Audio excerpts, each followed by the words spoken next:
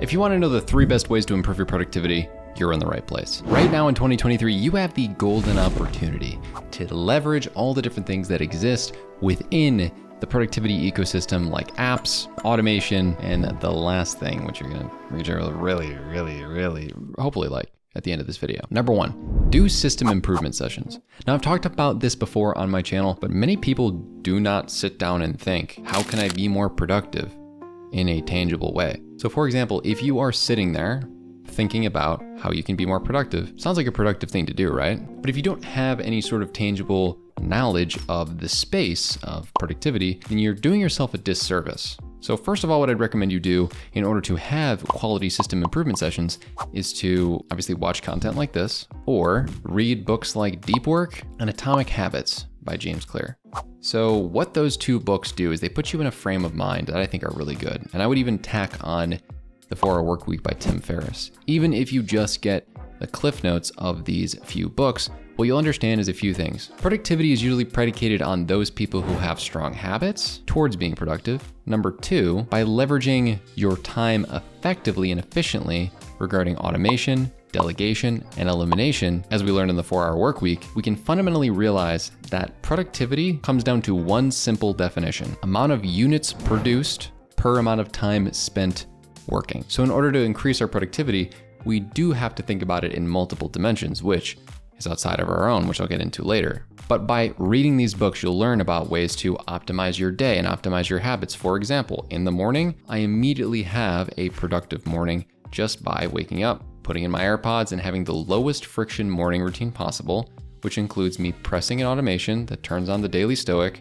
which kind of forces me out of bed, gets me going in the morning, turn on the pot of coffee, get going for the day. And then at night, I have a very similar low friction automation that turns on the sleep playlist, sets my alarms, and gets me off of my phone for the night. All of these things start with habits, and then you can build on, okay, how is my week structured? We learned through Deep Work, what order of tasks should I do in a row? How can I stay focused for 90-minute blocks or longer? And how do I make sure that I don't burn myself out by working at the beginning of the day, at the end of the day, and have sustained productivity throughout the year? I have a rule where unless there's a client call that is on my slate, I do not work after dinner. Yeah, you heard that right. I'm not out here working from the morning until the night. I do not work after dinner, yet you see how much I produce. So by learning about these different concepts in those 2 books, we then can do these last 2 things that Tim Ferriss talks about in the 4-Hour Workweek. We at least can focus on the fact that there are plenty of tasks that we do not need to do. As Tim Ferriss aptly puts, focus on being productive,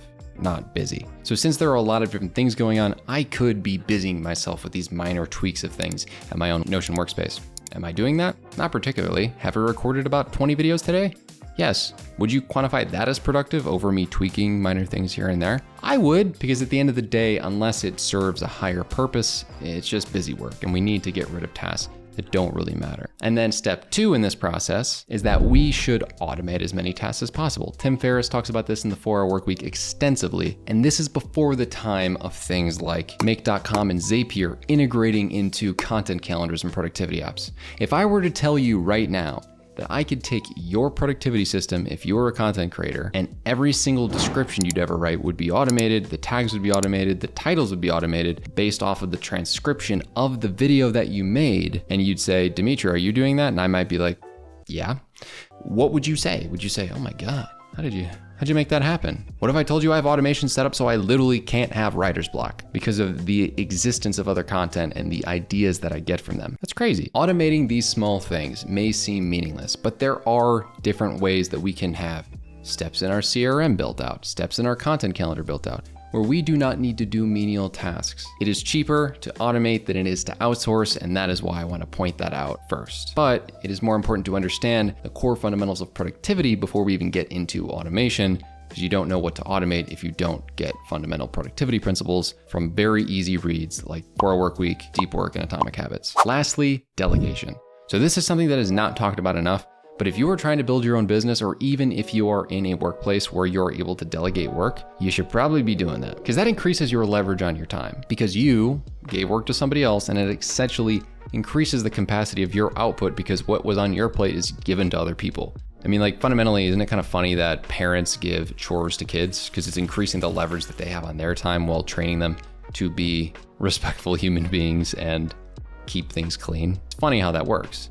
But what we don't think about doing is often doing it in the workplace that we have. A lot of people are solo entrepreneurs, and I think that is a wonderful thing to a certain extent. And while I have managed to do that with automation for a while, the single greatest improvements I've seen in the quality of my content, as you'll probably see with my amazing editor, and the improvement that I have views-wise, output-wise, and even the clients that I get is because I'm able to delegate work. I am the ideator, I am the producer who then delegates a lot of the work that can be improved upon outside of my own capacity. Not all of us can be amazing at everything. In fact, nobody can be amazing at everything.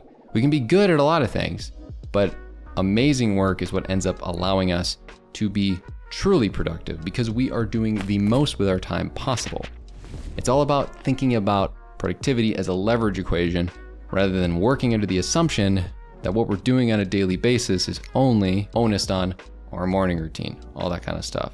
Once you get those initial readings in, you'll understand it's not just about you and your day-to-day. It's about how are you utilizing your own thinking to delegate the work to an automation, to delegate the work to other people, and to even eliminate tasks that do not need to exist. Twiddling with that podcast logo for 3 weeks and procrastinating does not help you produce 3 weeks of podcast content. You could have just sat down in front of the computer, wrote an outline, and then talked based on your opinion and research. Think about productivity differently and you'll crush 2023. Just like you'll crush watching this video on how to improve your productivity even more.